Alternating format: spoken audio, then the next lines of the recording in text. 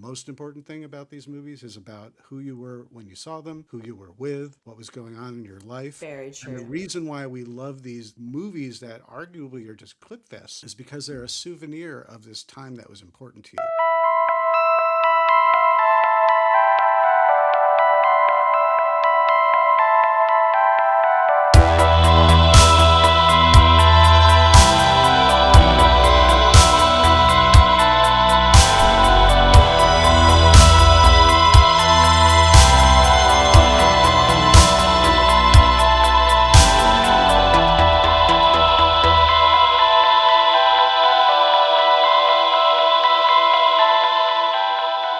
Welcome to Horror Nerd, the podcast.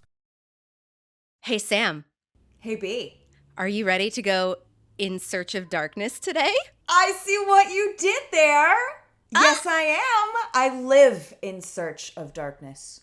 Well, that's why we get along so well. And who do we have here with us today? Is it our friend David Weiner? How are you doing today? I'm still searching. It takes hours and hours and hours daily, but I'd rather search for nothing else. Yeah. How's that going for you? Actually, tomorrow. I've searched for tomorrow at least once. It's going well. It's going well. I'm happy to be here with you guys. You guys are funny, so I'm going to have to be, if I get slightly obnoxious in an effort to raise myself to your level, it's not being obnoxious. It's trying to, be on your level. Okay. Well, that's welcomed here. Trust me. To bring up Nirvana, come as you are. You will fit in perfectly. Excellent. I like your xenomorph shirt, Right? Samantha.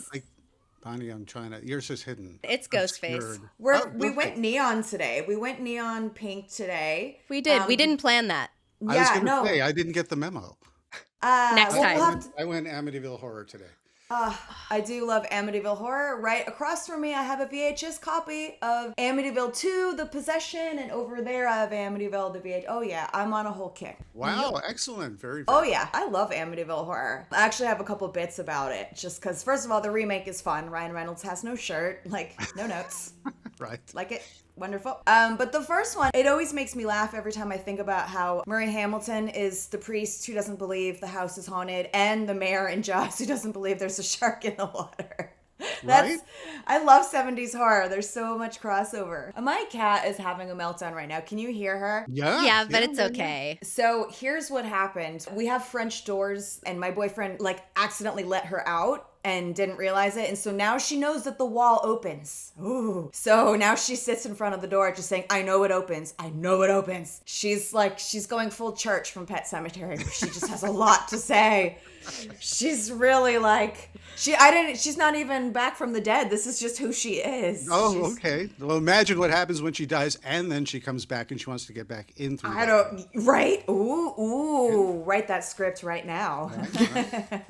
She'll have to edge out those Salem's Lot kids who just hang there, scratching at them. Right? She would, though. Gosh, Sam, I'm feeling like David might need to do a Type 5 on your show sometime. The Yeah. live show. Honestly. The caffeine, kicked in, so it's not really me. It's my coffee speaking. And we Cheers. can call your... Oh my gosh, I almost used my Portland Starbucks mug. Anyway, we can call your set In Search of Punchlines. Oh, hey. Yeah. I like that. That'd be really good. Thank Yeah. goodness this is a horror comedy show. Otherwise, I don't know what we'd be doing right now. Otherwise, it'd be a little weird. It's more fun. It is. I think It so. is. So what's Yeah. your favorite horror comedy then? Oh boy. This is when the guy who has done 25 hours of movies where each movie has 75 movies. I'm like, dial tone. I have so many favorites, which is why it's really, really, really tough. I could just say Ghostbusters, but I don't think that's a horror movie. I could say that it counts. is Saturday the 14th, but that really isn't true. But it's so fun. In terms of the funniest one, it would have to be the obvious. What is obvious to me is Young Frankenstein, but no, see, I'm already arguing with myself. This is how it works. I take that back. It's Abbott and Costello Meet Frankenstein. Really? So Also on VHS behind me right now. I would say between those two. And I have to give a tremendous shout out to Abbott and Costello Meet Frankenstein, because when I was a kid, I was a monster kid. I was a 70s kid and an an 80s teen. So I was a total analog kid. And so my mom, as a 70s kid or a Gen Xer, you are usually a latchkey kid, which means you either just, like your cat, you just open the door and then, I meow if I want to be let out. But ultimately, my mom would take me to the local library on a Saturday where they had matinees that they showed on 16 millimeter and they projected it in their little sort of media room. And I used to see movies there all the time. And of course, she could just drop me off there and do the errands. And of course, before or after that, I'd also go to look at all the Crestwood books and learn about all the monsters. And I lived that life, reading Famous Monsters of Filmland magazine and so on and so forth. But I remember sitting in front of, sitting down for Abbott and Costello Meet Frankenstein. And I knew Abbott and Costello from repeats on TV in terms of my world, which was a small black and white television. But ultimately, I did not know that there was more than Frankenstein. So here you have Bela Lugosi, who's behind you right now. Bela Lugosi, you got Lon Chaney Jr. as the Wolfman, Frankenstein, which I did not realize was Boris Karloff until, Glenn Strange.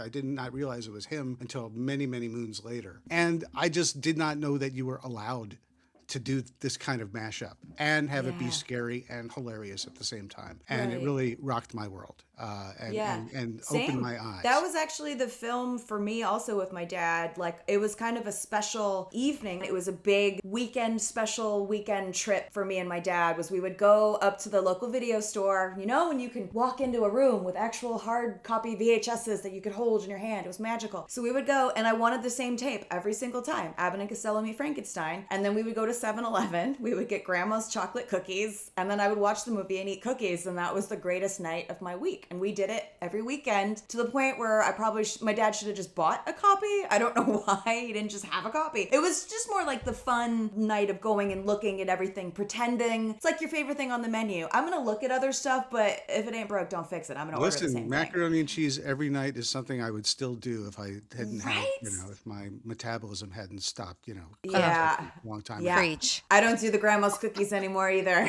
unfortunately. But we smell them. We smell them and pretend as we eat a bite of broccoli. Yeah. And the other thing that I'll say, are you familiar with a place called Old Town Music Hall in El Segundo? No. Tell me. It's a beautiful theater. It's like an old silent film theater that's beautifully restored. There's a massive organ, like a Wurlitzer organ, and they do all kinds of incredible screenings. And I've had the pleasure of introducing a few. I got to introduce Halloween and Dracula and all of those. But when I saw Abbott and Costello Meet Frankenstein on the calendar, I'm like, oh my goodness, I have to come to that. And Costello's daughter was there. A lot of his family were there, and they were just the loveliest people, and they shared stories, and it was just such a magical event to see this film. I mean, what year did it come out? 1950s. I'm getting 58, 56. Sounds about right. Yeah, like from 50s. Yeah. But like a whole new generation of people watching it on a big screen, laughing at the jokes. I mean, how incredible is that? Yeah.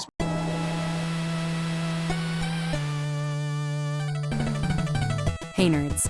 Not only is April 14th Sarah Michelle Gellar's birthday, but it's International Buffy Day. Although you could say every day here in my house is International Buffy Day. And what better way to celebrate than with a streaming marathon and the chosen roller blend from the Magic Oil Box. With a powerful combination of frankincense, orange, and cedarwood, it certainly packs a punch. And it's perfect to take with you while you patrol the cemeteries or slay some shopping at the mall. The chosen ones, aka you, our listeners, can take 15% off any order all year long with code SLAYNERDS15 at checkout. So make your choice. Are you ready to smell good?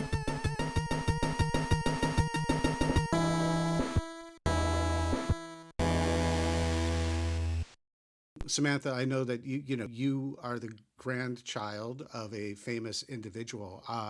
I was thinking about people who I've met who are the grandchildren of famous people. And I got to, when I worked at Famous Monsters, I was the editor of Famous Monsters magazine for 2 years in 2015 and 2016. I got to become friendly with and work with Lynn Lugosi, who is Del Lugosi's granddaughter. And of course, Bela Lugosi Jr., who was her dad, I got to hang out with him a bunch as well. But I also had an opportunity to, at the Alex Theater in Glendale, when I was with Famous Monsters, I can't remember what, it was just a night with, I think they played Son of Frankenstein. But ultimately, I got to be on stage and do a Q&A with Bela Lugosi Jr. and Sarah Karloff talking about their dads. And I remember, and this was like Halloween, right before Halloween, and I was just like, pinch me.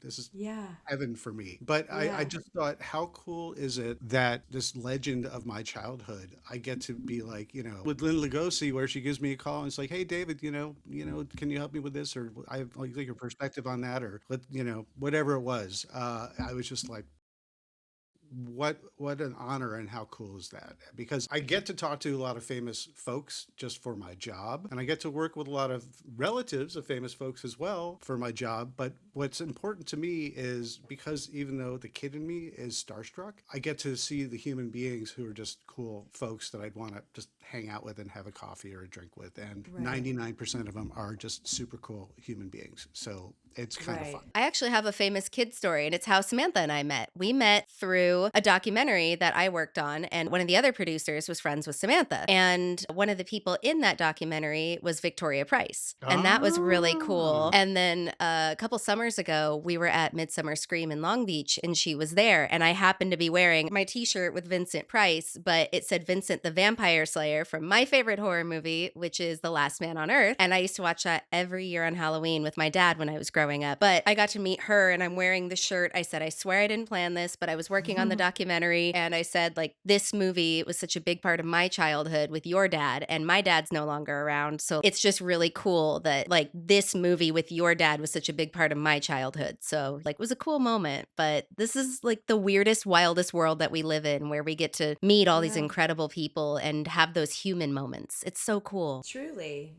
But in terms of the grandchild connection, I did a movie. I used to work on Full Moon Entertainment movies, and I worked on a movie called Dangerous Toys, and it ended up being called Demonic Toys. And I know Demonic Toys.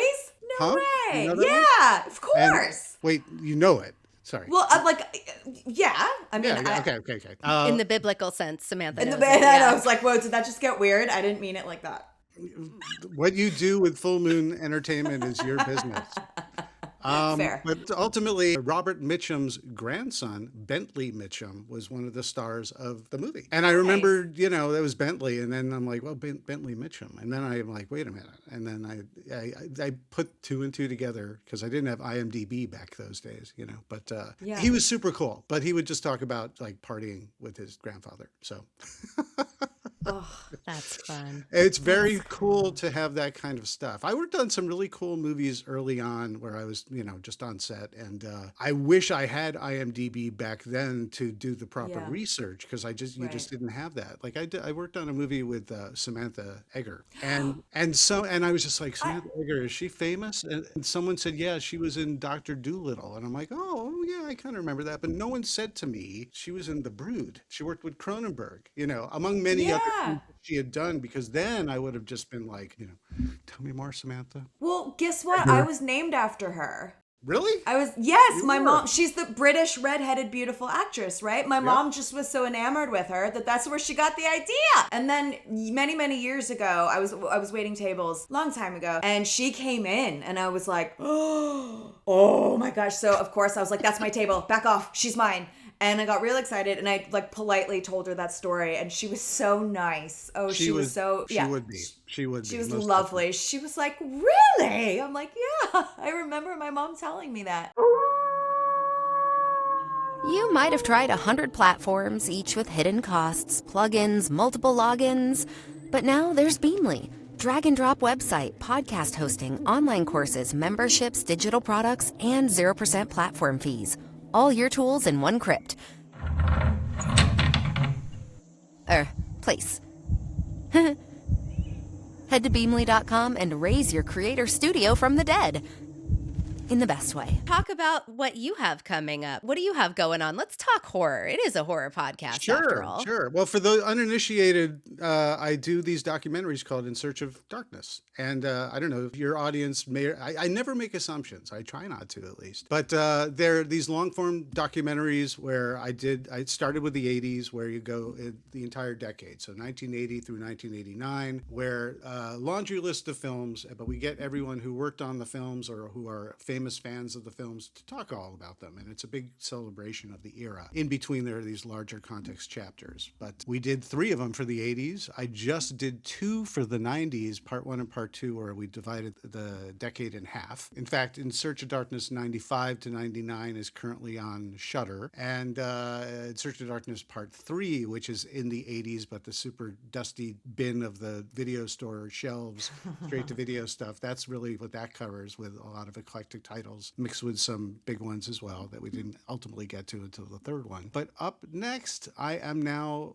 going to be doing In Search of Darkness 70s. And yes. very excited about that. And what we're going to be doing is we're an indie company, Creator VC, and we do crowdfunding. It's not a Kickstarter, but we do crowdfund this. And one thing that we love to do is we really love to have the backers, the audience, the horror fans vocally get involved. And whenever we're starting any project, the first thing we like to do is put out a survey, put out the synopsis. It's pretty much a validation of the concept. And it's not editing by committee, which I used to think until I realized how beneficial it was to basically mine the hive mind of horror. I don't claim to be the most knowledgeable person in the room. In fact, I'm probably the least, or at least I'm humble about it. And so it's really, really, really, really, really, really nice to get all these people saying, yes, here's the great ones. We know Amityville Horror. We know Dawn of the Dead. Sure. We know The Shining's 1980. We know, Carrie and The Exorcist. But, here's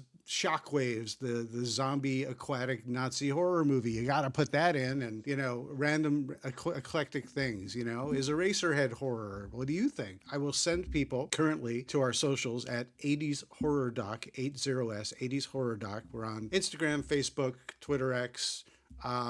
We're even on Blue Sky, even though it's a bit crickets there for us. And find us, and you'll find links to be able to fill out the survey. And I'd love to hear from everyone and share the ideas of what your favorite 70s horror movies are, but also if you have ideas for chapters that you really, really would like to see. I list a bunch of potential chapters and what they would be about, but you guys ultimately get to vote for it. I will now know if you say this is one of my favorite chapters that I hope you do. I'll have the proof in the pudding with the little pie chart and the little, the results of the survey. That's awesome. Yeah. I'll make sure we have all the links in our show notes. So we'll make sure everybody can find you. And as a proud backer of the 1995 to 1999, I'm really excited to watch it. I actually found your stuff through one of my friends who listens to our show, who gave me the first half of the 90s. She got an extra copy and was like, you have to check this out. And I was watching it and going, yeah. And so she was telling me about it. And I said, this is amazing, because she knew I worked on a horror documentary and that I would like this. And I met her through not horror, through voiceover, my day job. So it's just a weird how we all find each other in this big, small world. But yeah, it's fascinating to watch, just to see stuff that I had never even heard of, like showcased and featured, and how in depth everything really is. It's so impressive. And I'm not just saying that because, you're my friend that I've known for a couple of months,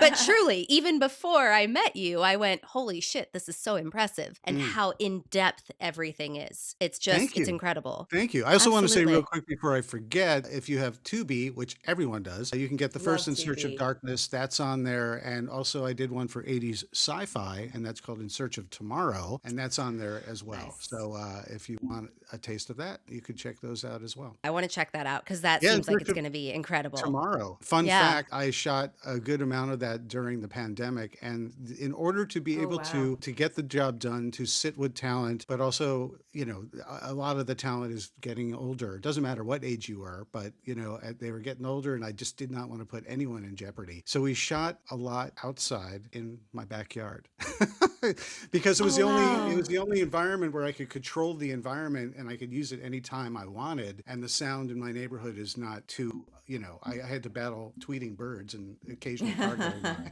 But for the Yeah. most Oh, part, yeah. it's not so bad. But my running joke with my colleagues is that I need to put a plaque either in the backyard, or I joke I should just put it in the bathroom. This bathroom has seen, Adrienne Barbeau, John Dykstra, You Walter should. Koenig, Will Wheaton, Alex Winter. They've all used my toilet. That's incredible. That's a golden toilet right there. That's pretty. Exactly. That's You can pretty expense good. that, can't you? Yeah.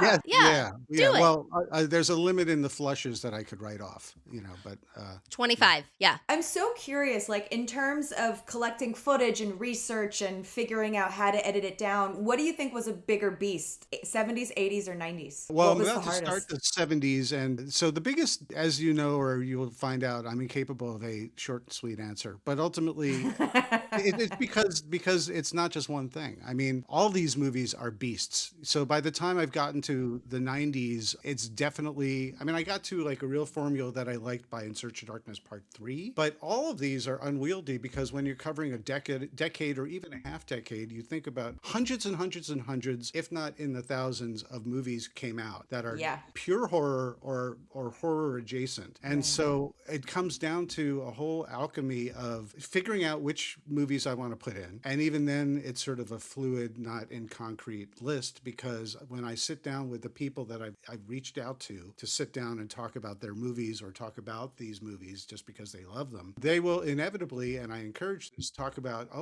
here, I could talk about Halloween, but I'd rather talk about, Manchester Morgue, I'm going to get the title wrong. But, obscure, let's talk about, It's Alive, whatever it is. And they'll dive into it and their passion for it. And I now am faced with, I have too much for this year. Something's got to give. I've already put a segment together and it's great, but the passion, the delivery, the eclectic nature of this choice, I gotta include that now too. But then by nature of the structure of this stuff, you end up, the reason why I do these long form documentaries, which are all 4.5, 5, the last two were 6 because I got away with it. But even that, it's too long and it's not enough. And people will say, I loved it, it's great, but why didn't you do X? Why didn't you do Y?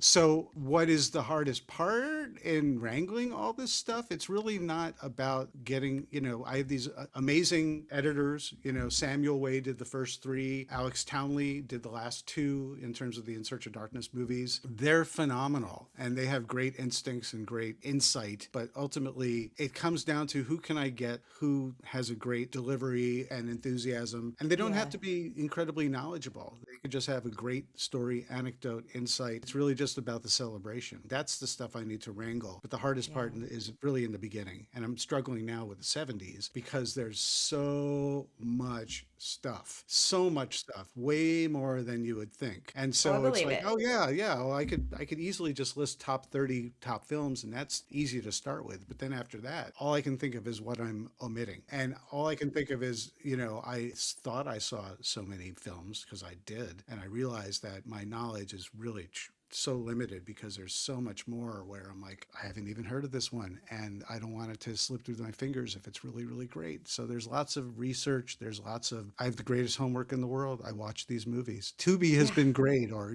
just a lot of these things where I could just pop it on, even YouTube, a lot of things that aren't on physical release. So you got to track it down and I have to go through it and decide, is this something that people would love, champion, or want to discover? Or is it a waste of everyone's time? Wow. And that's completely subjective because you two both talked about happy memories, talking about seeing movies with your family members or important loved ones. And all these documentaries, if they're about anything, it's not necessarily about curating a list. It's not necessarily about learning about how these things were made or how they fit in the business and the zeitgeist at the time. The most important thing about these movies is about who you were when you saw them, who you were with, what was going on in your life. Very true. And the reason why we love these movies that arguably are just clip fests is because they're a souvenir of this time that was important to you for whatever personal reason. So we don't say this movie's good and that movie's bad. We all just even playing field. And if you connect with it, that's great. If you don't know about it, you learn about it. If you just aren't interested, we're on to the next one in 2 minutes. Right. That's kind of ultimate raison d'etre for these documentaries, at least in my opinion. Right. That was, that was extremely well said. And I couldn't agree more. That makes so much sense because it is. It's about, we remember things so clearly because we have an emotional attachment to it. All about that connection. That's why we're all here, is because we are so emotionally connected to these movies, whether it be through however we found them, however we got into this. It's that emotional connection. And that's what keeps us here. That's why we're all here right now. We're all It's wearing amazing. this stuff. Hey, Sam, what are you doing on April 25th?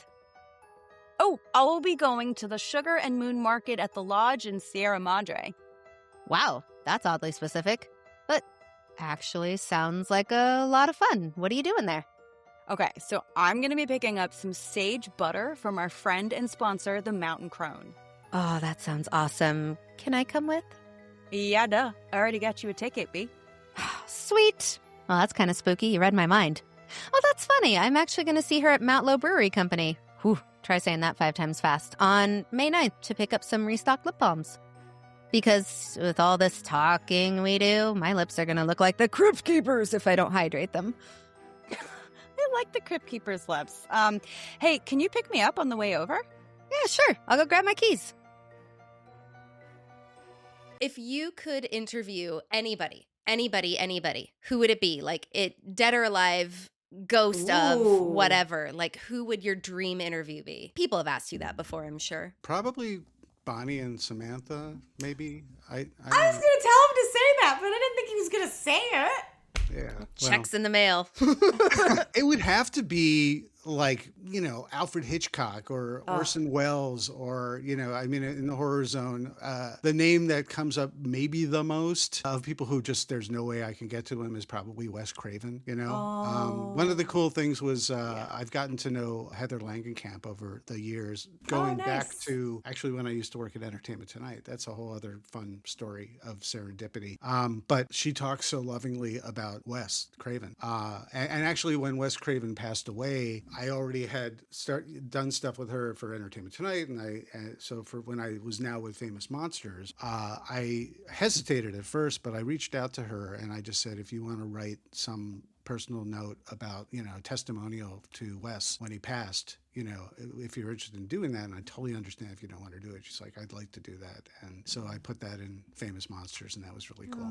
That's awesome. That's She seems incredible. really warm and lovely. She really does. She's very maternal. It's really, Yeah. That's the vibe. In a great way, not in like mom tells you what to do, but she's got a maternal vibe to her. And she's been super, super cool. I mean, I once had lunch with her where I was ultimately asking her if she wanted to go to this thing called the Silver Scream Fest that we were doing for Famous Monsters, and it was up in Santa Rosa. Actually, I'm going to even change my story. But, she's like, well, let's scheme. How can we get Robert Englund up there?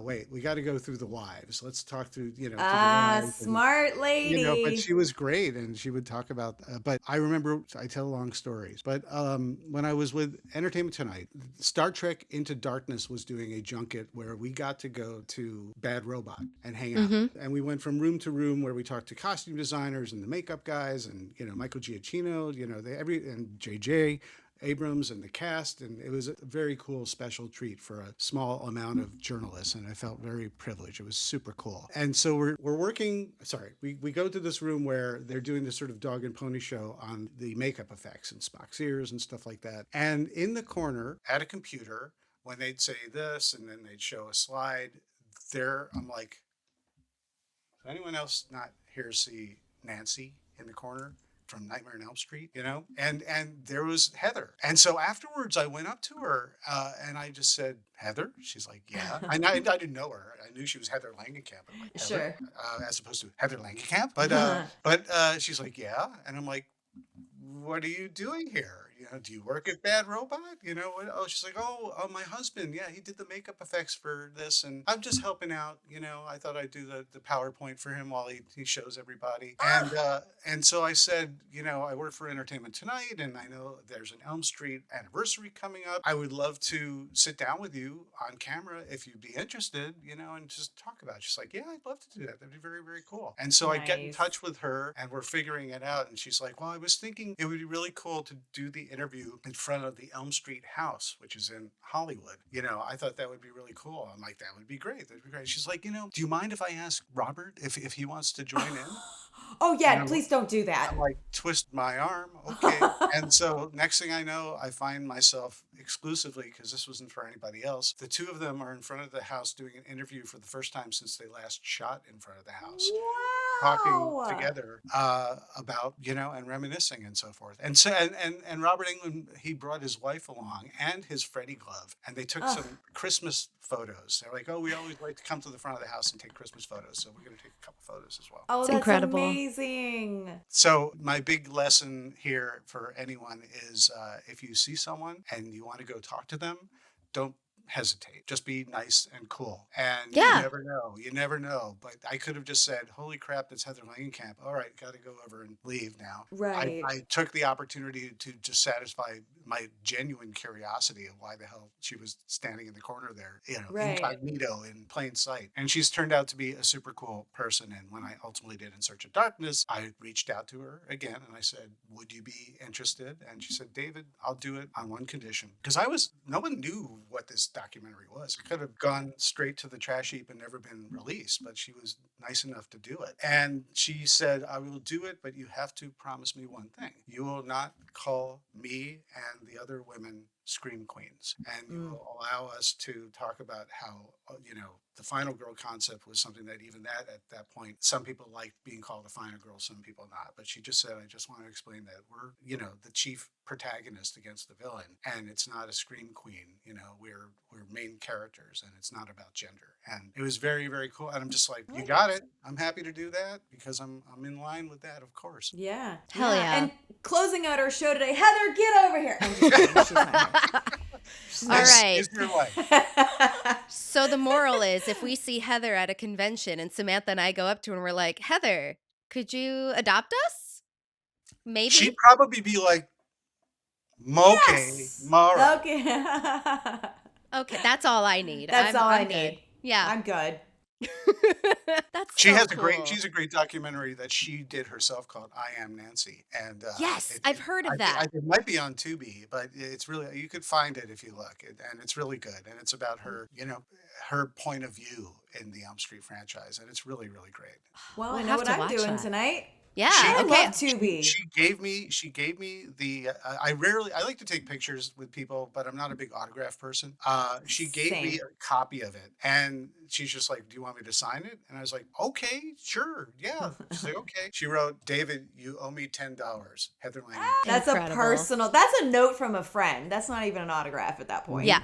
Yeah. That's awesome. That's just your All right, friend I don't writing want- out I a don't card want for you you. late for your therapy, but I would like to think that this was a bit of your therapy today. I think It so. it is. It is. I mean, talking to Samantha is sometimes my therapy, but it just took it to a whole new level. So thank you for that. Yeah, agree. I'm not even going to therapy today. I'm good. Yeah, well, this has been therapeutic for me as well. Oh, Oh, Yeah. I'm so glad. Thank you so much for joining us and just Thank for being you. here and for doing kick-ass work that we can nerd out about on our show for other horror nerds. Like Absolutely. we really appreciate it. Yeah. And if Well, you I ever want to appreciate come you- back again, please do. Down the road when we're doing the pre-sale for In Search of Darkness 70s, or we're doing the final sale, I'd be happy to come on again and crow about 70s horror. that would be great. And then get really tangential. My friend Danny was producing a documentary on this place called Spooky World, which is the first ever horror-themed amusement park. And they were going to be doing a panel about it. Danny calls me and he says, hey, so a bunch of us are going out to Buco de Beppo before the panel. Oh, and Kane Hodder is coming with us. Do you want to join us? That's Jason Voorhees, you guys. That is the actual Jason Voorhees. I said, I'm sorry, we're having meatballs with Jason? Yeah, I can make it. We get there and Kane shows up late and he says, sorry, I'm late, everybody. My Uber driver got a ticket on the way over. Now, I had what was either the best moment of my life or the worst. Because I say, oh no, I hope she didn't get in Uber trouble. And he looks at me, holding a knife, and says, please tell me you're not a comedian. I said, oh, but I am.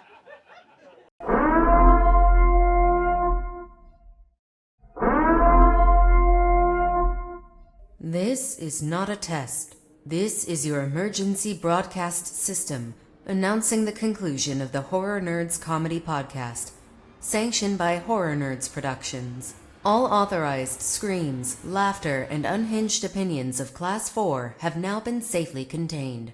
During this broadcast, all tangents, puns, and unsolicited horror takes were permitted without consequence. Emergency podcast services will resume after this brief transmission. Blessed be our final girls and our Horror Nerds founders, a podcast reborn. May humor be with you all.